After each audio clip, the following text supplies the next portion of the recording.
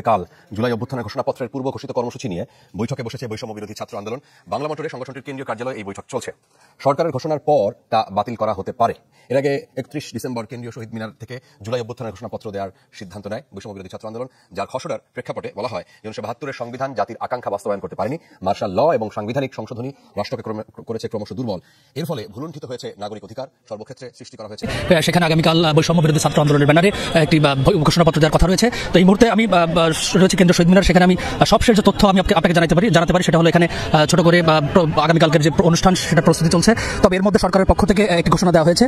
আমরা জানতে পেরেছি রাতে অন্তর্বর্তীকালীন সরকারের পক্ষ থেকে জুলাই গণ অভ্যুত্থানের একটি ঘোষণাপত্র তৈরির উদ্যোগ নেওয়া হয়েছে। প্রধান উপদেষ্টা প্রেস সচিব তথ্য জানিয়েছেন। তিনি সেখানে বলেছেন যে জুলাই গণ আসসালামু আলাইকুম ওয়া রাহমাতুল্লাহি ওয়া বারাকাতুহু। বৈষম্য বিরোধী ছাত্র আন্দোলনের পক্ষ থেকে জুলাই প্রক্লেমেশন ঘোষণাপত্র পাঠ করা হবে আগামী 31 ডিসেম্বর। তাই 31 ডিসেম্বর মাত্র কয়েক ঘন্টা পরেই হয়ে যাবে। এই কয়েক ঘন্টা পরে কি প্রক্লেমেশনে থাকবে তা নিয়ে চলছে রাজনৈতিক অঙ্গনে তুমুল বিতর্ক। এই কারণে বলছি যে এরই মাঝে যে জুলাই প্রক্লেমেশনটা কার পক্ষে যাবে আর কার বিপক্ষে যাবে। আমরা যেটুকু জানি যে জুলাই প্রক্লেমেশনটা হবে আওয়ামী দুঃশাসনের বিরুদ্ধে এবং এক অদ্ভুত সমীকরণ আমরা দেখতে পাচ্ছি। তো এই নিউজগুলো প্রকাশিত হবার পর কমেন্ট বক্সে আপনারা যদি দেখেন, বেশিরভাগ মানুষ একটা কমেন্ট সেম করছে, কাছাকাছি লেভেলের। সেই কমেন্টটা হচ্ছে যে জামাত এবং বৈষম্য বিরোধীরা আসলে কি একটাই টিম?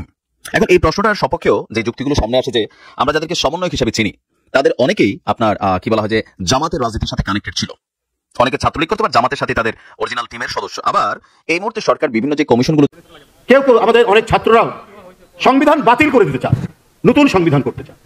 তো এখানে তো আমার মনে প্রশ্ন জাগে, আমি যে দলটি করি ওই দলের প্রতিষ্ঠাতা হচ্ছেন শহীদ রাষ্ট্রপতি জিয়াউর রহমান, যিনি দেশ বিদেশ আন্তর্জাতিকভাবে স্বীকৃত, জনগণের যারা ইতিহাস লেখক তাদের কাছে স্বীকৃত তিনি মুক্তিযুদ্ধের ঘোষক। আপনি যদি সংবিধান বাতিল করে দেন, নতুন করে যদি সংবিধান রচনা কর্তৃকালীন সরকারের পক্ষ থেকে জাতীয় ঐক্যমতের ভিত্তিতে জুলাই গণ অভ্যুত্থানের একটি ঘোষণাপত্র তৈরির উদ্যোগ গ্রহণ করা হয়েছে। জুলাই গণ অভ্যুত্থানের মধ্য দিয়ে গড়ে ওঠা জনগণের ঐক্য, ফ্যাসিবাদ বিরোধী চেতনা ও রাষ্ট্র সংস্কারের আকাঙ্ক্ষাকে সুসংহত রাখার জন্য এই ঘোষণাপত্রটি গৃহীত হবে। গণ অভ্যুত্থানে নেতৃত্ব দেওয়া বৈষম্য বিরোধী ছাত্র আন্দোলন সহ অংশগ্রহণকারী সকল শিক্ষার্থী। আসসালামু আলাইকুম দর্শক, নতুন একটি ভিডিওতে আপনাকে স্বাগতম। বাংলাদেশের যে বর্তমান রাজনৈতিক পরিস্থিতি এবং প্রেক্ষাপট সৃষ্টি হয়েছে তারই আলোকে বেশ কয়েকটা গুরুত্বপূর্ণ ভিডিও নিয়ে হাজির হয়েছে, যার কিছুটা অংশ বিশেষ ভিডিওর শুরুতেই দেখছেন। দর্শক, ভিডিওর শুরুটা দেখেই কিন্তু বুঝতে পেরেছেন আজকের নিউজটা কতটা গুরুত্বপূর্ণ হতে চলেছে। তাই বলবো, যারা ভিডিওটি দেখছেন না টেনে সম্পূর্ণ ভিডিওটি মনোযোগ সহকারে দেখতে থাকুন, তাহলে আজকের বিষয়টা বুঝতে পারবেন। দর্শক, এই বিষয়ে আর কিছুই বলবো না, চলুন দেখে আসি আজকের সেই কাঙ্ক্ষিত ভিডিওগুলো। তার আগে বলবো, যারা এখনও চ্যানেলটি সাবস্ক্রাইব করেননি অবশ্যই সাবস্ক্রাইব করে পাশে থাকা বেল বাটনটি অন করে দিবেন। আর যারা ইতিমধ্যে সাবস্ক্রাইব করেছেন তাদেরকে অসংখ্য ধন্যবাদ। তো চলুন দর্শক, ভিডিওতে একটি লাইক দিয়ে ধারাবাহিকভাবে সবগুলো ভিডিও দেখে আসি।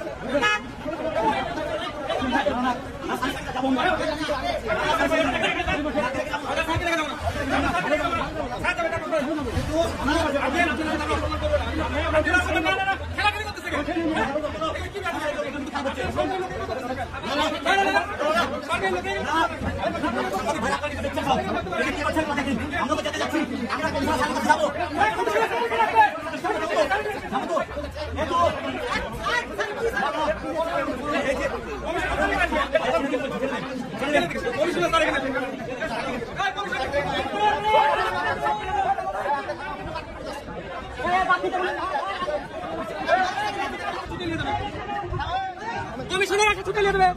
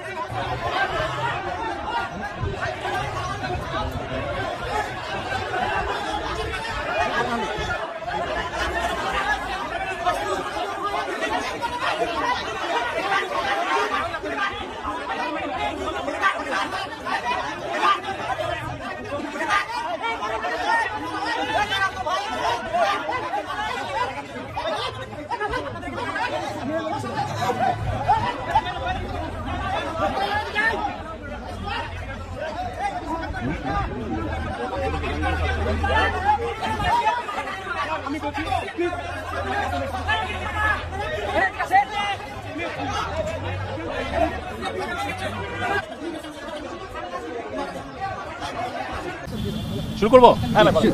অন্তর্বর্তীকালীন সরকারের পক্ষ থেকে জাতীয় ঐক্যমতের ভিত্তিতে জুলাই গণ অভ্যুত্থানের একটি ঘোষণাপত্র তৈরির উদ্যোগ গ্রহণ করা হয়েছে। জুলাই গণ অভ্যুত্থানের মধ্য দিয়ে গড়ে ওঠা জনগণের ঐক্য, ফ্যাসিবাদ বিরোধী চেতনা ও রাষ্ট্র সংস্কারের আকাঙ্ক্ষাকে সুসংহত রাখার জন্য এই ঘোষণাপত্রটি গৃহীত হবে। গণ অভ্যুত্থানে নেতৃত্ব দেওয়া বৈষম্য বিরোধী ছাত্র আন্দোলন সহ অংশগ্রহণকারী সকল শিক্ষার্থী, রাজনৈতিক দল ও পক্ষের মতামতের ভিত্তিতে ঘোষণাপত্রটি প্রস্তুত করা হবে। এতে জুলাই গণ অভ্যুত্থানের পরিপ্রেক্ষিত, ঐক্যের ভিত্তি ও জনগণের অভিপ্রায় ব্যক্ত হবে। আমরা আশা করছি সকলের অংশগ্রহণের মাধ্যমে কিছুদিনের মধ্যে সর্বসম্মতিক্রমে এ ঘোষণাপত্র প্রস্তুত করা হবে এবং জাতির সামনে উপস্থাপন করা হবে। Thank you. অন্তর্বর্তী সরকারের তরফ থেকে জুলাই গণঅভ্যুত্থানের ঘোষণাপত্র তৈরির কথা জানানোর পর আগামীকাল শহীদ মিনারে বৈষম্য বিরোধী ছাত্র আন্দোলন ও জাতীয় নাগরিক কমিটি কর্মসূচির ব্যাপারে সিদ্ধান্ত নিতে মিটিং করছেন সংগঠন দুটির নেতারা। আরও জানতে চাই বিস্তারিত সহকর্মী এম এ আজিজের কাছ থেকে। আজিজ, কি আপডেট আছে আপনার কাছে, আর কালকের কর্মসূচি কি থাকছে না স্থগিত হচ্ছে? ধন্যবাদ ন্যান্সি। আমি এই মুহূর্তে আছি কেন্দ্রীয় শহীদ মিনারে।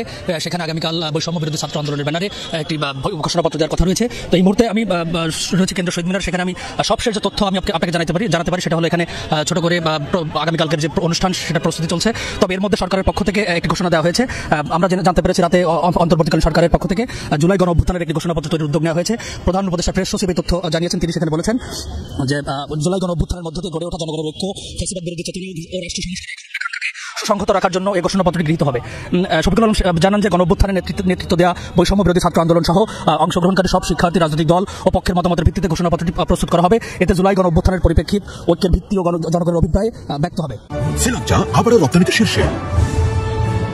আমরা জানতে পেরেছি যে বৈষম্য বিরোধী ছাত্র আন্দোলন আগামীকালের যে অনুষ্ঠান, আগামীকালকের যে প্রোগ্রাম, সেটার একটি প্রস্তুতি বৈঠক চলছে। এই সরকারের পক্ষ থেকে এই বক্তব্য আসার পরে আমরা জানতে পেরেছি বৈষম্য বিরোধী ছাত্র আন্দোলন সমন্বয় বেশ কয়েকজন যমুনা টেলিভিশন জানিয়েছেন যে রাষ্ট্র যদি উদ্যোগ নেয়, এই ঘোষণাপত্র উদ্যোগ যদি রাষ্ট্র নেয়, সেখানে তারা হয়তো নিজেরা এই আগামীকালের প্রোগ্রাম থেকে সরে আসতে পারেন। কিছুক্ষণ পরেই তারা হয়তো ব্রিফ করবেন। সেই ব্রিফ থেকে সবশেষ তথ্য হয়তো জানা যাবে যে আগামীকালের প্রোগ্রাম হবে কিনা। তবে এরই মধ্যে আমরা জানতে পেরেছি দেশের বিভিন্ন স্থান থেকে এই প্রোগ্রামে অংশগ্রহণ করার জন্য বৈষম্য বিরোধী ছাত্র আন্দোলন সহ বিভিন্ন শ্রেণী পেশার মানুষ আসতে শুরু করেছেন। তো সেখানে এত মানুষ যখন রাজধানীতে ঢুকবেন, তাদেরকে আসলে কিভাবে ম্যানেজ করা হবে বা এই প্রোগ্রাম হবে কিনা সেটি আসলে কেউ আমাদের অনেক ছাত্ররাও সংবিধান বাতিল করে দিতে চান, নতুন সংবিধান করতে চান। তো এখানে তো আমার মনে প্রশ্ন জাগে, আমি যে দলটি করি ওই দলের প্রতিষ্ঠাতা হচ্ছেন শহীদ রাষ্ট্রপতি জিয়াউর রহমান, যিনি দেশ বিদেশ আন্তর্জাতিকভাবে স্বীকৃত, জনগণের যারা ইতিহাস লেখক তাদের কাছে স্বীকৃত তিনি মুক্তিযুদ্ধের ঘোষক। আপনি যদি সংবিধান বাতিল করে দেন, নতুন করে যদি সংবিধান রচনা করেন, কি করবেন আপনারা? পৃথিবীতে এটা দেখিনি। পৃথিবীতে বলা হচ্ছে যে একটি জাতির আত্মজীবনী হচ্ছে সংবিধান। সেটা সংযোজন হতে পারে, সংশোধন হতে পারে। যেখানে ফ্যাসিজমের বৈশিষ্ট্য আছে সংবিধানে, ওটা বাদ দিন, ওটা বাদ দেওয়া যেতে পারে। সেটা তো রাজনৈতিক দায়িত্ব। সেটা রাজনীতিবিদরা যারা গণতন্ত্রের পক্ষে ছিলেন, যারা গণতন্ত্রের জন্য সংগ্রাম করেছে এবং যাদের সন্তান রপ্তানিরা অকাতরে জীবন দিয়েছে, এই সমস্ত রাজনৈতিক দল যারা জনগণের ম্যান্ডেট নিয়ে ক্ষমতা আসবে, তারা তো এটা করবে। এটা হঠাৎ সব বাতিল করে দিলে পরে তো মুক্তিযুদ্ধকে অস্বীকার করা হয়, স্বাধীনতাকে অস্বীকার করা হয়। সংবিধানের মধ্যে আওয়ামী ফ্যাসিবাদ বাকশালের যে বৈশিষ্ট্য সেটা দূরীভূত করতে হবে, কিন্তু সংবিধানের ধারাবাহিকতা থাকবে। যদি 240 বছর মার্কিন যুক্তরাষ্ট্রের সংবিধানের যদি ধারাবাহিকতা থাকে, সেখানে যদি কয়েকবার সংশোধন হয়, আমাদের সংবিধানও সংশোধন হবে, কিন্তু বাতিল করে দিয়ে একেবারে নতুন কিছু করতে হবে। এইটা মূল স্পিরিট, স্বাধীনতা যুদ্ধের স্পিরিট, এটার সাথে এটা সাংঘর্ষিক হয়। দেখুন, আজকে মানুষের প্রত্যাশার একটি পরিবর্তন, সেই পরিবর্তনের অন্তর্বর্তীকালীন সরকার হয়েছে। এই সরকারকে বিএনপিও সমর্থন করেছে, নানাভাবেই সমর্থন করেছে, নানা দিক থেকে সমর্থন করেছে। কিন্তু এই সরকার যদি কোনো একটি দিকে হেলে যান, তাহলে এই সরকারকে জনগণ কখনোই মেনে নেবে না। এই সরকার তাকে যে নিরপেক্ষতার দায়িত্ব দেওয়া হয়েছে, সেই নিরপেক্ষ দায়িত্ব তিনি তাদেরকে পালন করবেন। সরকারের আইজি বলেন, আমাদের হাতে কোনো ম্যাজিক নাই, আইন শৃঙ্খলা পরিস্থিতি রাতারাতি আমরা ঠিক করতে পারবো না। এখানে ছিনতাই হচ্ছে, ডাকাতি হচ্ছে, এমনকি ব্যাংক ডাকাতি হচ্ছে। আপনার হাতে তো ম্যাজিক না, আপনার তো দায়িত্ব এবং উদ্যোগ দেখবে মানুষ যে আপনি এই দায়িত্ব পালন করছেন, কিন্তু সেই দায়িত্ব কি পালিত হচ্ছে? কেন ব্যবসায়ী মারা যাচ্ছে, হত্যাকাণ্ডের শিকার হচ্ছে? কেন শ্রমিক অসন্তোষ হচ্ছে? কেন জিনিসপত্রের দাম কমাতে পারছেন না? কেন সোনালী মুরগির দাম মাত্র 2 দিনে 30 টাকা বাড়বে? কেন আপনার ব্রয়লার মুরগির দাম 2 দিনে 20 টাকা বাড়বে? কেন চিনির দাম 10 টাকা বাড়বে? আসসালামু আলাইকুম ওয়া রাহমাতুল্লাহি ওয়া বারাকাতুহু। বৈষম্য বিরোধী ছাত্র আন্দোলনের পক্ষ থেকে জুলাই প্রক্লেমেশন ঘোষণাপত্র পাঠ করা হবে আগামী 31শে ডিসেম্বর। তাই 31শে ডিসেম্বর মাত্র কয়েক ঘন্টা পরেই হয়ে যাবে। এই কয়েক ঘন্টা পরে কি প্রক্লেমেশনে থাকবে তা নিয়ে চলছে রাজনৈতিক অঙ্গনে তুমুল বিতর্ক। এই কারণে বলছি যে এরই মাঝে যে জুলাই প্রক্লেমেশনটা কার পক্ষে যাবে আর কার বিপক্ষে যাবে। আমরা যেটুকু জানি যে জুলাই প্রক্লেমেশনটা হবে আওয়ামী দুঃশাসনের বিরুদ্ধে, এবং আওয়ামী দুঃশাসন যেই সংবিধানকে কাজে লাগিয়ে, যেই সংবিধানকে অবৈধভাবে বিভিন্ন নিয়ম নীতি নতুন করে সংবিধানে যুক্ত করে মানুষের উপর জুলুম করছে, সেটাকে বাদ দিয়ে নতুন সংবিধান এবং নতুন রাষ্ট্র ঘোষণার জন্য জুলাই প্রক্লেমেশন ঘোষণাটি হবে 31শে ডিসেম্বর মঙ্গলবার। এই মঙ্গলবার আপনাদের সামনে মাত্র কয়েক ঘন্টা পরেই এই ঘোষণাপত্রটি আসছে।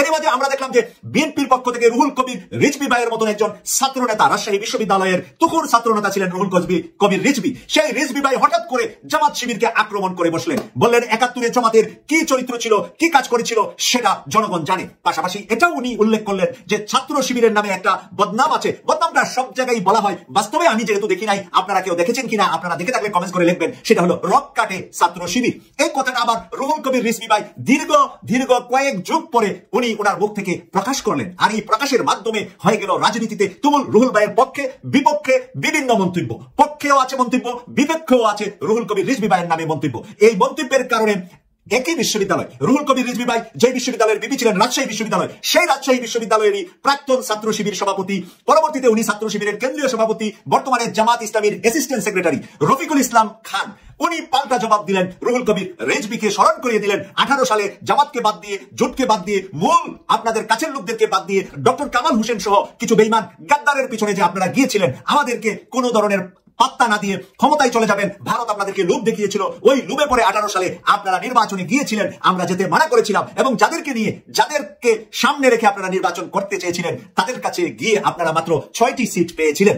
এই কথা যখন জামাতের পক্ষ থেকে জামাতের অ্যাসিস্ট্যান্ট সেক্রেটারি একই বিশ্ববিদ্যালয় রাজশাহী বিশ্ববিদ্যালয়ের ছাত্র রফিকুল ইসলাম খান বললেন, তখন আবার বিএনপির পক্ষ থেকে, বিএনপির ভেরিফাইড ফেসবুক আইডি থেকে বললেন, কাকে বলছেন আপনারা আমরা জোটের বিরোধী? কারণ আপনাদের বর্তমান আমির ডাক্তার শফিকুর রহমান 18 সালের নির্বাচনে দানের শীষ মার্কা ঢাকার একটি আসন থেকে নির্বাচন করেছিলেন। প্রিয় দর্শক, এই কারণে বিষয়টা একেবারেই এখন গোলাটে হয়ে গেছে জামাত বিএনপির প্ল্যাটফর্মে। যে দুটা প্ল্যাটফর্মকে আমরা একসাথে রেখে জুলাইয়ে আমরা বিপ্লব করেছিলাম, দেশকে স্বাধীন করেছিলাম, এই দুইটা বড় দলের ভিতরে ফাটল তৈরি হয়েছে। 31শে ডিসেম্বরের কি মানপত্র পাঠ হবে, কি কথা ঘোষণা আসবে, এই ঘোষণার ভিতরে কি বিএনপির কোনো ক্ষতি হয়ে যাবে কিনা, সেই বিষয়টা কি বিএনপি আজ করতে পেরেছে কিনা, বা জামাত আর শিবিরের পক্ষে কোনো কিছু হবে কিনা, এই সকল কিছুর অন্ধকার কেটে যাবে 31শে ডিসেম্বর মঙ্গলবারে আমরা জুলাই প্রক্লেমেশনে এক অদ্ভুত সমীকরণ আমরা দেখতে পাচ্ছি। তো এই নিউজগুলো প্রকাশিত হবার পর কমেন্ট বক্সে আপনারা যদি দেখেন, বেশিরভাগ মানুষ একটা কমেন্ট সেম করছে, কাছাকাছি লেভেলের। সেই কমেন্টটা হচ্ছে যে জামাত এবং বৈষম্য বিরোধীরা আসলে কি একটাই টিম?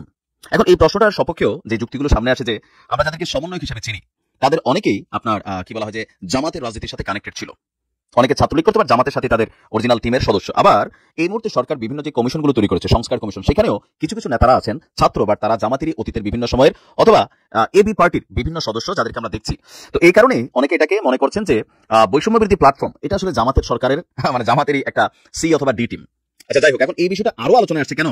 আপনাদের এই মুহূর্তে সবার কনসার্নে আগামীকালকে যে 31শে ডিসেম্বর বৈষম্য বিরোধী প্ল্যাটফর্ম যেই ঘোষণা দিয়েছে, ওই দিন কাকতালীয়ভাবে জামাত আর একটা কর্মসূচি পালন করতেছে। তবে মজার বিষয় হচ্ছে জামাতের প্রোগ্রামটা হচ্ছে সকালে আর বৈষম্য বিরোধীদের প্রোগ্রামটা হচ্ছে বিকেলে। হতে পারে, কিন্তু যখন আজকে বৈষম্য বিরোধীরা ঘোষণা দিয়েছে 2.5 লক্ষ ছাত্র জনতা তারা ওই জায়গাতে একত্রিত করবেন, জমায়েত করবেন, তো সাধারণ মানুষের একটা প্রশ্ন উঠে আসছে, এই মুহূর্তে সমন্বয়কদের এই কাজটাতে 2.5 লক্ষ ছাত্র জমায়েত করতে সকালবেলা জামায়াতের যে প্রোগ্রামটা থাকবে, ছাত্র শিবির সহ বিভিন্ন যারা থাকবেন তারাই কি বিকালে বৈষম্য বিরোধীদের ওখানে গিয়ে এই গণজমায়েতটাতে সহযোগিতা করবেন, নাকি আসলে আলাদাভাবে আসবে? তবে আমি মনে করি আলাদাভাবে আসার সম্ভাবনাটাই বেশি। রাজধানীতে একই দিনে কর্মসূচি পালন করতে যাচ্ছে বৈষম্য বিরোধী ছাত্র আন্দোলন এবং ইসলামী ছাত্র শিবির। যখন ছাত্র শিবিরের প্রোগ্রামটা সামনে আসছে, ছাত্ররা এবার ওইখানে একটা প্রোগ্রাম করতেছে, তো সেখানে এই বিষয়টা কানেক্টেড হয়ে যাচ্ছে। আলাদা সময় এবং স্থানে ঢাকা, এসব কর্মসূচি ঘিরে রাজনীতির মহলে চলছে আলোচনা। কারণ বিএনপিকে যে কোনো মূল্যে প্রতিহত করার জন্য কিন্তু চেষ্টা করছে জামাত। প্রশাসন থেকে সব জায়গায় জামাতের যারা ঊর্ধ্বতন মানুষ আছেন তারা কিন্তু একটা পজিটিভ অবস্থান নিয়ে নিয়েছেন। বিএনপি অনেক জায়গায় ভাত পাচ্ছে না এমন অনেকে বলছেন। আমরা যে দেখি যে ইসলামী ছাত্র শিবিরের 31তম সদস্য সম্মেলন করবে আগামী মঙ্গলবার আপনার রাজধানীর সোহরাওয়ার্দী উদ্যানে সকাল 8টায়। এত সকালবেলা এই প্রোগ্রামটা কেন দেওয়া হলো? এটা একটা প্রশ্ন যে নরমালি প্রোগ্রামগুলো থাকে বিকেলে, কিন্তু কেন সকাল 8টার সময় ছাত্র শিবিরের এই প্রোগ্রামটা দেওয়া হলো, যেখানে প্রধান অতিথি হিসেবে উপস্থিত থাকবেন জামাত ইসলামের আমির ডক্টর শফিকুর রহমান। তারা বলছেন যে এই সম্মেলনের মাধ্যমে নতুন নেতৃত্ব আসবে। শিবিরের পক্ষ থেকে বলা হয়েছে দেশের বিভিন্ন রাজনৈতিক দলের শীর্ষস্থানীয় নেতাদেরও আমন্ত্রণ জানানো হয়েছে। আর বৈষম্য বিরোধী ছাত্রদের যে জুলাই বিপ্লবের ঘোষণাপত্র আমরা যেটা দেখছি, এই প্রোগ্রামটা দেওয়া হয়েছে আপনার শহীদ মিনারে বিকেল 3টায়। দর্শক, আমি আশা করি আপনি সবগুলো ভিডিওই মনোযোগ সহকারে দেখছেন। সেই সাথে দর্শক, এই ভিডিওগুলো সম্পর্কিত যদি কোনো তথ্য এবং মতামত থাকে তাহলে কমেন্টে জানাবেন। এতক্ষণ সাথে থাকার জন্য ধন্যবাদ। আজকের মতোই এ পর্যন্তই। আল্লাহ হাফেজ।